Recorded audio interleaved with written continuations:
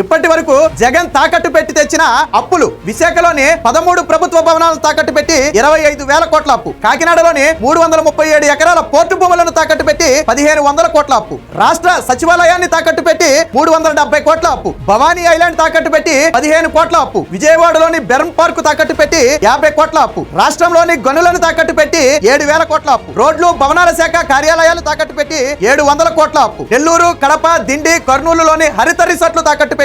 147 కోట్ల అప్పు, రాయపూడిలోని అఖిల భారత సర్వీసు భవనాలు తాకట్టు పెట్టి 2,060 కోట్ల అప్పు, అమరావతిలోని 480 ఎకరాలు తాకట్టు పెట్టి 3,000 కోట్ల అప్పుకు డిపిఆర్ సిద్ధం, రాష్ట్రంలోని మద్యం బాబులను తాకట్టు పెట్టి 48,000 కోట్ల అప్పు, అమరావతిలోని గ్రూప్ డి ఉద్యోగుల భవనాలను విట్ యూనివర్సిటీకి 10 కోట్లకు లీజుకిచ్చే ప్రయత్నం, BR Shetty Medicity Indo UK institute కి కేటాయించిన 248 ఎకరాల అమ్మకానికి ప్రయత్నం. ఇప్పటి వరకు జగన్ రెడ్డి ప్రభుత్వ ఆస్తులనే తాకట్టు పెట్టాడు. ఈసారి గెలిపిస్తే మీ ఆస్తులు తాకట్టు పెడతాడు.